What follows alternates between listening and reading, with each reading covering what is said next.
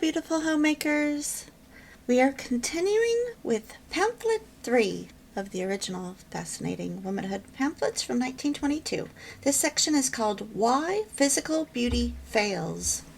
Genuine beauty, indeed, may be said to be the facial expression of a lovely character. All of us know women who ought to be beautiful, in that they have perfect features, complexion, hair, and eyes. Physically, you cannot find a flaw anywhere about their persons. Yet there is a hard expression about the otherwise perfect mouth, a suggestion of selfishness or malevolence about the eyes, of irritation on the fair forehead, or of misanthropy in the droop of the shoulders. The most shadowy hint of an unlovely character will mar the beauty of an otherwise perfect face. On the other hand, all of us are acquainted with women who give the impression of being beautiful, in spite of a physical flaw or two, which a close examination readily discovers among their physical characteristics. But the flaws are not noticeable, because through them glows the radiance of an enchanting character. The effect of the character on the beauty of the face is even more noticeable when the face is not in repose. The expression reacts in a certain way to every word that is said, every object that comes within vision, every incident that happens. Nor is the expression alone in this reaction. The manner and the voice react just as unmistakably in all three. Every emotion and sentiment is constantly being reflected, and a woman will be beautiful or repulsive in accordance with the feelings thus reflected. Be sure, therefore, that your character responds charmingly to everything about you, and your face, your voice, and your manner will do likewise. That reminds me of the Ada Gray quote that I read to you in the first video. She's the woman that pioneered skincare, and she said that she saw the opportunity for beauty in every face, and she would tell people that true beauty begins at home within the individual. It's your attitude toward beauty that's so important. A smile can transform the plainest face to radiance, and a frown robs the most beautiful soul. Anger is the enemy of beauty. It's a double-edged sword that wounds at both ends. That's my first beauty lesson to any woman. She was very famous in her day, especially in Hollywood.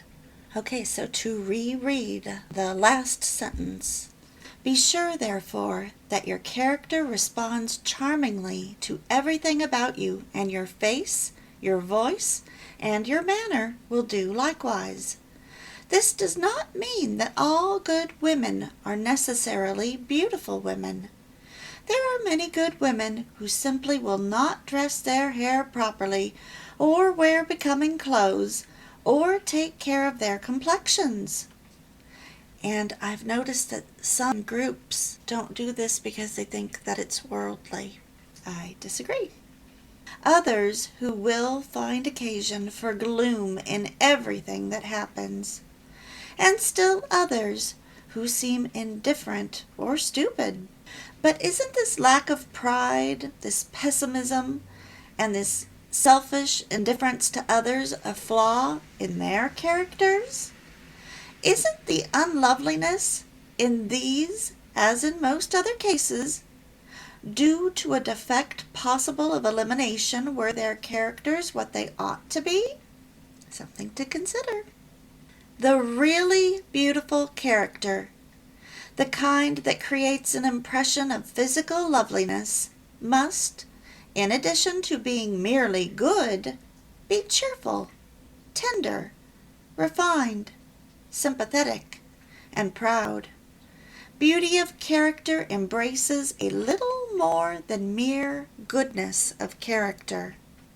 There are sections of our society today that would absolutely hate those last sentences, but we don't have to listen to them. Too many women today have bad role models. I was very lucky because I had so many good role models from my mother, my aunt, my grandmother and women at my church, and even from some actresses. Another woman who I liked to emulate was Charlene Johnson, who wrote 3 books. One of them is called Beautiful Homemaking, and her book is what I named my channel after. So you need to find good role models for yourself and then study them. The next section is called How to Acquire a Beautiful Character. Do not fear that the attainment of such a character is beyond the realms of possibility. You can acquire a beautiful character in the same manner that you would acquire any other accomplishment. What would you do if you wanted to become a good pianist, tennis player, elocutionist, or athlete? You would exercise and practice. You are going to acquire a lovely character in the same way, by exercise and practice. If you practice sincerely and persistently, you are bound to succeed. You must not think, however, that you can be charming on some occasions and unlovely on others. You cannot have a Sunday manner and an everyday one. Once you begin the exercise of a charming character, you ought to stick to it every minute of the day, every day in the week. If you don't, the fraud will be quickly detected, and the purpose you have in mind will remain unaccomplished. If you insist upon keeping a skeleton in your closet, it is bound to rattle occasionally and betray your insincerity. However well satisfied you are with your artfulness, a shade of hardness will flit across your eyes. A grating tone will creep now and then into your voice, or a cruel line appear at the corner of your mouth. The betrayal may be only momentary, but it will be unmistakable. Your practicing of a lovely character, therefore, is going to be continuous, the following being merely suggestions as to where and how to go about it. That reminds me of when I was in my 20s and working. I needed to talk to someone, and I asked someone where she was, and I discovered that she'd gone home early. I was irritated, and with my hands at my side, I clenched my hands. And the person noticed and raised their eyebrows, and I realized that I needed to learn not how to show irritation like that, because it was uncalled for on my end. It wasn't that big of a deal, but it made me look bad. And regarding when they were talking about having a Sunday persona and then acting differently throughout the week, I once had to lose a friend who was always complaining of others. When I was with her, the conversation would always take a nasty turn because she was always mad at someone. She was naturally beautiful of face, but her attitude was so ugly. I noticed every conversation went downhill that I finally had to drop her because that was her everyday persona. What you are now going to do is to provide yourself with that hobby we mentioned in the beginning of this chapter, the hobby that is to exclude your unwholesome thoughts. This hobby, we determined, was to be of a friendly, joyful, and hopeful nature, in order to arouse automatically in you a train of kindly and happy thoughts. What could do this better than some game that, while giving happiness to others, could be thoroughly and constantly enjoyed by yourself? Such a game is the following.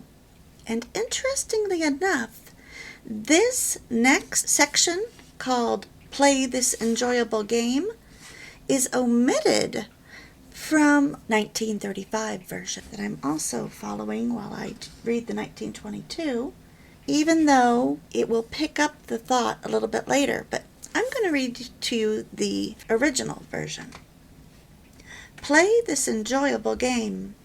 The game will consist in learning to wind everybody in your family about your little finger, learning to make all of your household dote upon you to such an extent that you can just about do as you please with them. This is a difficult accomplishment, of course, and one or two of the family may be exceedingly stubborn. But the harder the fight, the more enjoyable the victory. Can you imagine the joy of the orator when he sees a vast audience hanging spellbound on his words? Or of the general when he watches his brilliant strategy trap the enemy? Or of the financier when he sees the market totter under the exertion of his pressure? Each of them is playing the same game, the game of the successful exertion of power. The orator is exerting the power of his tongue, the general the power of his daring strategy, and the financier the power of his intellect and money. No one can attempt to describe the joy that comes to them when the exertion of these powers meets with success. Now you are going to play the same game practically, the game of the exertion of power, but in your case it will be the exertion of your power to win the human heart. It will not be long before you develop such a power, and when you do, you will find this game the most interesting that was ever conceived. Now the book will go on to explain the game, and this is also in the 1935 version. It's called Developing the Power That Wins the Human Heart. The only way to find out if you have such a power is to play the game, exert the power, and win a few hearts. The more stubborn they are, the greater will be your rejoicing upon final victory. As it is almost impossible to get enough young men to practice on, you will practice the game on the family first. After you enjoy a few victories there, after you have won the heart of every single one of them, then you are ready to practice upon others. If you have become proficient, it should not prove much more difficult for you to win the hearts of young men than it has been to win the hearts of your family. If you will make yourself an expert in the power of winning hearts, the average young man will be easy prey for you. We will now undertake to make the family dote upon you. It is evident that you cannot do much in this direction unless you first make them happy. It is equally evident that if you yourself are grouchy, nothing you can do or say, no matter how pleasing, can make them wholly happy. You must endeavor, therefore, to be happy yourself. Next, you must find out what each one requires to make him happy. You will find that each one requires something different, that what works with one fails with another. The real fun consists in finding the blandishments that will win the stubborn ones over. I think that the rest of the chapters will be equally applicable to winning your husband's stubborn heart as well. Remember that women set the tone of their households. And if you're not married, you can practice now for when you are a wife and mom. You can practice on your coworkers. I know that I personally won over several super grouchy people that I had worked with that everybody else was scared to even interact with. Grouchy people don't scare me because I had a grandfather that was very grouchy, but I knew that underneath his gruff exterior was a big softy. And so I was able to win over several grouchy clients as well. So it will be interesting to see if what they suggest in this book is what I did to win over the grouchy people I had to work with. Start off with a smile. Perhaps the best beginning is to smile your sweetest, most alluring smile at the first member of your family that looks at you. Don't be horrified. We know it isn't being done in a great many families, and in others only by the mothers. But that doesn't mean it can't be done. Try, if possible, to put sincerity into the smile, by thinking at the same time of something true and likable about the object of it. No doubt the object will be shocked, incredulous, and anxious, and may even think of calling in the doctor to find out what is the matter with you. If the object happens to be your little brother, you may be ridiculed. Nevertheless, after the first shock is over, no one in the family is going to object to your smiling at him as if you really liked him. The smile need not be a broad grin by any means. It may be confined almost entirely to the eyes, except for the natural softening of the lines about the mouth that accompany smiling eyes. We call that smize, when you smile with your eyes. A closed smile is also a way of showing people that you're only half open to talking and that you're not flirting. Now, observe how the different members of your family react to this appreciative smile of yours. In a few days, little brother, the first to succumb, may secretly show you the wonderful buckeye he has obtained in trade for some marbles. Next, mother, who has been horrified at the dangers of canoeing, gives reluctant consent to your first canoeing party, a consent always hitherto denied. Finally, father, when a number of your girlfriends come over, gives up his easy chair on the front porch with hardly a grumble, something he has never before done without being unpleasant for hours afterward. If you have practiced the smile on the maid and the iceman, these also may begin to show the effects of it. Some rainy afternoon the maid may confide to you the sad story of her disappointment in love, and on another day the iceman may pull out his watch and let you see the picture of his wife and baby inside. Getting people to do things like this is a demonstration of your growing power, a power which you never dreamed, perhaps, could be extorted by a simple smile. But this is only a beginning. I smile at pretty much everyone, except perhaps a salesman coming my way, and most people smile back. Some say hello and some chit-chat. I've always been so amazed at how many strangers confide in me such a variety of things. At first I thought it was because I was an introvert, but now I think it's my smile that causes so many people to confide in me. Now remember, they are contrasting the beautiful person that has the suggestion of selfishness or malevolence about their eyes, their hard expression, irritation in their forehead, and the misanthropy and the droop of the shoulders. And misanthropy is hatred, mistrust, or dislike of mankind.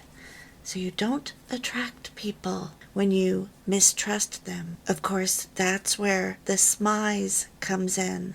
If you're giving too big of a smile to strangers, then you could be inviting too much interaction. So you want to smile a closed smile and smile mainly with your eyes. But when you're practicing on people that you know, your family or your coworkers, then your smile starts small and gets bigger over time. We will learn the second step in the next video.